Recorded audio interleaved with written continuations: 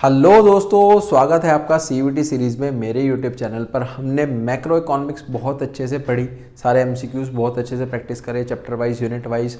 हमने micro start कर दी थी और उसी माइक्रो की हमारे पास सीरीज़ को आगे बढ़ाते हैं, जिसमें हमारे पास इलास्टिसिटी ऑफ डिमांड और प्रोडक्शन फंक्शन का आज मैं चैप्टर लेकर के आया हूँ, जिसके शानदार एमसीक्यूज आप प्रैक्टिस करोगे आज मेरे साथ साथ, और वीडियो को लास्ट तक ज़रूर देखना।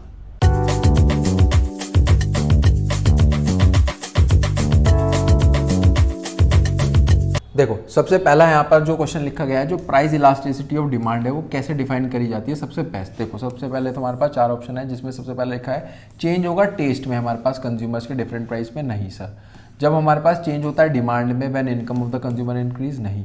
कब बेस्ट होता है सर, हमारे पास जो रेट होगा रिस्पॉन्सिव ऑफ डिमांड का वो चेंज हो जाएगा हमारे पास प्राइस में। ये बेसिकली हमारे पास ऑप्शन बन जाता है। फिर है इनमें से बताना है कौन सा इन्फ्लुएंस करता है हमारे पास ईडी यानी कि प्राइस इलास्टिसिटी ऑफ डिमांड को। सबसे ज़्यादा जो इन्फ्लुएंस करता है वो नेचर करता है, इनकम करता है, अवेलेबिलिटी ऑफ सब्स्टिट्यूट करते हैं। तो सारे के सारे ऑप्शन बन जाते हैं। ऑल ऑफ दीज यहाँ पर करेक्ट है। एक नेगेटिव साइन बताओ जो कि कोफिशिएंट है, प्राइस इलास्टिसिटी ऑफ डिमांड का डिनोट करता है। बताओ जी क्या आ जाएगा यहाँ पर। आ जाएगा सर हमारे पास जब इनवर्स रिलेशन होता है प्राइस और क्वांटिटी डिमांडेड में, तब नेगेटिव साइन है। कंज्यूमर इज एन इक्विलिब्रियम, जो हमारा कंज्यूमर है वो इक्विलिब्रियम पे है जब हमारे पास MU from a commodity equal होगी किसके, प्राइस ऑफ द कमोडिटी के। ठीक है जी, आगे चलते हैं। एक कंज्यूमर कंज्यूम करता है दो goods, only two goods, price of one goods fall. अगर एक गुड का यानी कि प्राइस जो है वो कम हो गया है गुड वन का, तो जो हमारे पास इनडिफरेंस कर्व है, जो हमारे पास इनडिफरेंस कर्व है उसमें कोई भी शिफ्ट नहीं होगा, इसमें हमारे पास कोई भी शिफ्ट नहीं होगा, तो आ जाएगा डज नॉट शिफ्ट। जो अपॉर्चुनिटी कॉस्ट है वो कैसे अराइज होती है, जब हमारे पास दो और दो, हमारे पास दो या दो से ज़्यादा ऑल्टरनेटिव्स हो। ठीक है जी, लिखा गया है जो डिमांड है गुड की वो लेस इलास्टिक कब होगी, वो तब होगी जब हमारे पास जो परसेंटेज चेंज है प्राइस में वो ज़्यादा होगा percentage change in quantity demand के कंपैरिजन में। आगे चलते हैं। विच of the following will have elastic demand. इसमें से पता नहीं है किसकी इलास्टिक डिमांड होती है। मैच बॉक्स की नहीं होती, NCERT की भी नहीं होती, मेडिसिन की भी नहीं होती, एयर कंडीशनर की हमारे पास यहाँ पर हो जाती है। आगे है if the price elasticity of demand for a commodity is come, जो हमारे पास प्राइस इलास्टिसिटी ऑफ डिमांड है किसी भी कमोडिटी की वो कम है, देन जो यूनिटी है हमारे पास डिक्रीज होगी प्राइस में, वो किस तरीके से होगी, वो होगी सर हमारे पास प्रोपोर्शनलिटी लेस होगी इंक्रीज इन क्वांटिटी डिमांडेड में। आगे चलते हैं क्वेश्चन नंबर 10 की तरफ। अब 5% फॉल हुआ है हमारे पास यहाँ पर प्राइस एक्स में, जो कि लीड हुआ है 10% राइज हुआ उससे हमारे पास डिमांड में, उसी के डिमांड में। अगर हम गुड वाई की बात करें, जो 2% राइज है प्राइस में उससे 6% फॉल हुआ है डिमांड में। इससे आपको बताना है बेसिकली कौन ज़्यादा इलास्टिक है। देखो यहाँ पर जो फॉर्मूला लगेगा वो लगेगा percentage elasticity of demand. Percentage elasticity of demand का हम अगर फॉर्मूला लगाएंगे वो हो जाता है percentage change in quantity demanded upon percentage change in price. अगर हम x की बात करें और y की बात करें, हम यहाँ पर कर लेते हैं इसको, x को इधर कर लेते हैं, y को इधर कर लेते हैं। x की बात करें तो x का अगर हम देखें, x का हो जाएगा सर हमारे पास क्वांटिटी में कितना चेंज आया था, वो आया था सर हमारे पास यहाँ पर 10% से, 10 से आया था, और जो प्राइस में चेंज आया वो फॉल आया तो -5 यानी कि -2। अगर मैं यहाँ पर बेसिकली y की बात करूँ, y में है सर हमारे पास यहाँ पर प्राइस 2 से बढ़ गया है और जो हमारे पास डिमांड है वो 6 से कम हो गई है, तो ये आ गया -3। तो आप देखोगे बेसिकली यहाँ पर ये -2 है x का, और हमारे पास जो y है, जो हमारे पास x है और जो y ये -2 है, ये -3 है। अब आप देखोगे यहाँ पर जो ज़्यादा इलास्टिक है वो है सर हमारे पास यहाँ पर y हमारे पास यहाँ पर ज़्यादा इलास्टिक है। आगे चलते हैं। आगे है सर हमारे पास यहाँ पर नेक्स्ट क्वेश्चन। नेक्स्ट क्वेश्चन क्या है, नेक्स्ट क्वेश्चन है सर हमारे पास यहाँ पर इन केस ऑफ डैश बताना है। इन्फिनाइट डिमांड होगी हमारे पास पर्टिकुलर प्राइस पे, और जो डिमांड कब है वो 0 हो जाएगा, स्लाइट राइज इन प्राइस में। वो हो जाता है सर हमारे पास जब भी परफेक्टली इलास्टिक डिमांड हो, ये परफेक्टली इलास्टिक डिमांड के केस में हो जाता है। If a good take up significant share, अगर कोई भी गुड हमारे पास सिग्निफिकेंट शेयर लेता है कंज्यूमर बजट में, वो क्या कहलाता है, वो कहलाता है सर हमारे पास हाईली इलास्टिक कहलाएगा। क्या कहलाएगा, हाईली इलास्टिक कहलाएगा।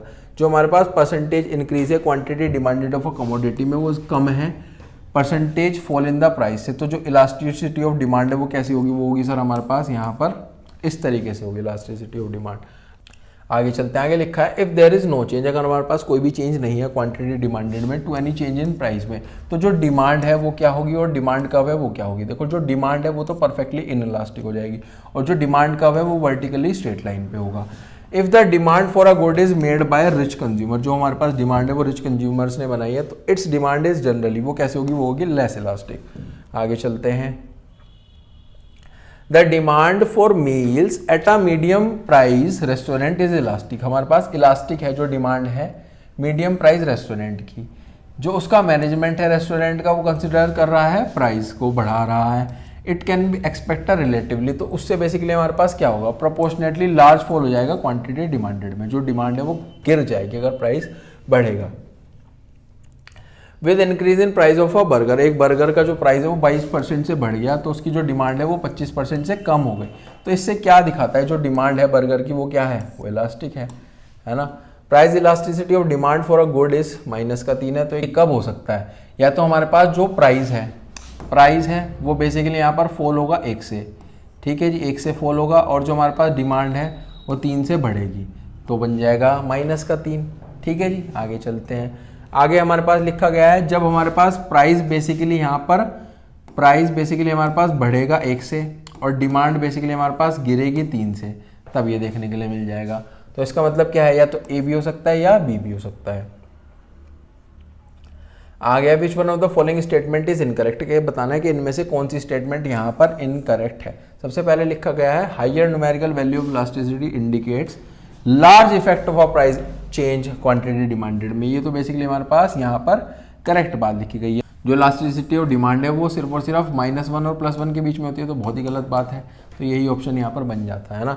तो ऑप्शन बनेगा इसका B. A firm is currently selling, एक फर्म हमारे पास बेच रही है 10,000 units of its product per month, ठीक है जी। जो फर्म का हमारे पास प्लान है रिड्यूस करना है रिटेल प्राइस 1 से 0.90, जो हमारे पास प्रीवियस एक्सपीरियंस पे देखा गया है कि प्राइस इलास्टिसिटी ऑफ डिमांड है वो -1.5 है। Assume no other change, the firm can now expect the sale कैसे एक्सपेक्ट करें, देखो सबसे पहले निकालते हैं परसेंटेज चेंज इन प्राइस, ये निकलेगा हमारे पास यहाँ पर 0.90 था, 1 डिवाइड बाय 1 इंटू 100, तो ये आ जाएगा -10%। इसके बाद यहाँ पर आ जाओ, यहाँ पर निकालते हैं हम percentage change in quantity demanded, ये होगा -1.5 इंटू -10%, तो ये हो जाएगा 15%। एक फॉर्मूला और लगेगा, आपको न्यू क्वांटिटी डिमांडेड यहाँ पर निकालना है, वो कैसे निकलेगा, इस 10,000 पे बेसिकली यहाँ पर 1 + 15%, यानी कि 15,100, तो ये आ जाएगा हमारे पास 100, यानी कि 115 डिवाइड बाय 100, तो ये आ गया सर हमारे पास 11,500 यूनिट्स यहाँ पर देखने के लिए आपको मिल जाएगी। आगे चलते हैं, गिवन है नेक्स्ट क्वेश्चन, गिवन है सर ये रहा, cardinality means utility can be, utility हमारे पास कार्डिनैलिटी का मतलब होता है कि मेजर करी जा सकती है। विच लॉ, यहाँ पर कौन सा लॉ बताता है कि what a consumer consumes more and more units of a product, जो यूटिलिटी डिराइव्ड होती है वो एडिशनल यूनिट डिक्रीज हो जाती है, वो हो जाता है sir law of diminishing marginal utility. आगे चलते हैं, जो हमारे पास बेसिकली टीयू है सर हमारे पास यहाँ पर 6 एप्पल्स का 300, एमयू है 7th एप्पल का 30, टीयू बताना है 7th एप्पल का, देखो टीयू बताना है, टीयू फॉर 7 एप्पल्स बेसिकली यहाँ पर होगा, जो हमारे पास टीयू है 6 एप्पल्स का प्लस एमयू है 7th एप्पल का, उन सबको ऐड कर दो, ये हो जाएगा सर 300 + 30, तो ये हो जाएगा 330, आंसर बना है 330। आगे चलते हैं, आगे सर हमारे पास नेक्स्ट क्वेश्चन गिवन है, a consumer consumes only 2 goods, वो हैं एक्स और वाई, हुज प्राइजेज आर 3 हैं, 4 पर यूनिट है। जो कंज्यूमर है वो चूज करता है कॉम्बिनेशन 2 गुड्स का, जिसमें एमयू है हमारे पास, एमयू ऑफ एक्स इक्वल है 4 के और वाई का है हमारे पास 3। कंज्यूमर इक्विलिब्रियम में बताना है कि कंज्यूमर क्या करेगा, देखो जी कैसे होगा, यहाँ पर बेसिकली आपको फॉर्मूला लगाना है MU(x)/PX MU(y)/PY। पहले MU(x) को देखते हैं अपॉन PX, देखो ये होगा हमारे पास 3/4।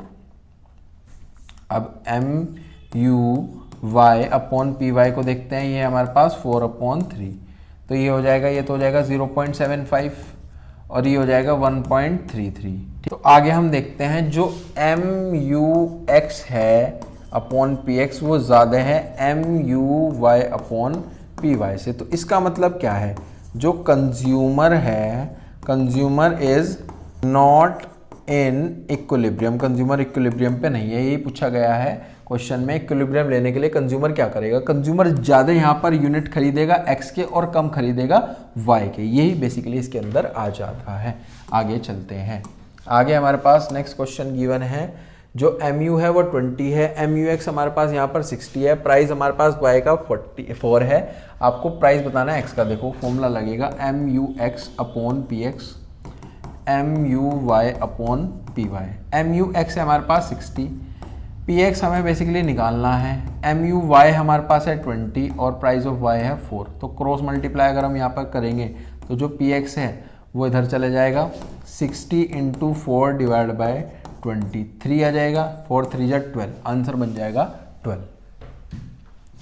आगे चलते हैं, आगे हमारे पास नेक्स्ट क्वेश्चन गिवन है, if there is no change in demand, अगर डिमांड में कोई भी चेंज नहीं है कमोडिटी एक्स में, even after rise in price, अगर प्राइस भी बढ़ रहा है तो डिमांड क्या होगी, वो होगी सर हमारे पास perfectly inelastic.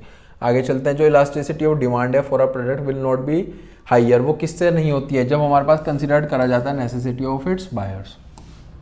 AP can not be negative, AP हमारे पास कभी भी नेगेटिव नहीं हो सकता है, क्यों, क्योंकि जो TP है वो भी हमारे पास कभी नेगेटिव नहीं होता। आगे चलते हैं, law of diminishing return refers to an eventual fall, जो हमारे पास लॉ ऑफ डिमिनिशिंग रिटर्न है वो इवेंचुअल फॉल हुआ है, किस वजह से होता है, वो हो जाता है जब हमारे पास MP हमारे पास वेरिएबल फैक्टर की वजह से। आगे चलते हैं, variable factor refers to those factors of production, जो हमारे पास वेरिएबल फैक्टर्स होते हैं प्रोडक्शन के, वो कौन से होते आते हैं, वो जाते हैं which can be never be change in the short terms. फिर है हमारे पास both AP and MP curves generally कैसे हो जाते हैं, वो जाते हैं सर हमारे पास इनवर्सली यू शेप हमारे पास यहाँ पर देखने के लिए मिल जाते हैं, तो ऑप्शन बन जाता है बी। आगे चलते हैं, इन describing a given production technology, जो हम एक प्रोडक्शन टेक्नोलॉजी को बेसिकली डिस्क्राइब कर रहे हैं, जो शॉर्ट रन है वो बेस्ट डिस्क्राइब कैसे हो सकती है, जाएगा ये वाला option, as long as least, कि ज़्यादा से ज़्यादा हमारे पास जितना से जितना हमारे पास कम हो सकता है वन इनपुट फिक्स्ड में। फिर है सर हमारे पास आपको आइडेंटिफाई करना है फेज जिसमें जो TP इंक्रीज हो रहा है इंक्रीजिंग रेट पे, तो MP ऑल्सो बढ़ेगा, कब बढ़ेगा, जब हमारे पास जो रिटर्न टू अ फैक्टर है उसमें भी इंक्रीज होगा। Which of the following is not a reason for operation of increasing return to a factor, के इसमें से बताना है कौन सा रीजन नहीं है इंक्रीज होने में operation returns of a factor में, वो जाता है सर हमारे पास लिमिटेशन ऑफ फिक्स फैक्टर, जब हमारे पास लिमिटेशन ऑफ फिक्स फैक्टर का देखने के लिए मिल जाएगा। जब AP इंक्रीज होगा, जब हमारे पास जो AP है वो बढ़ेगा, तो जो MP है, MP बेसिकली यहाँ पर क्या है, MP होगा मोर होगा, ज़्यादा होगा AP से।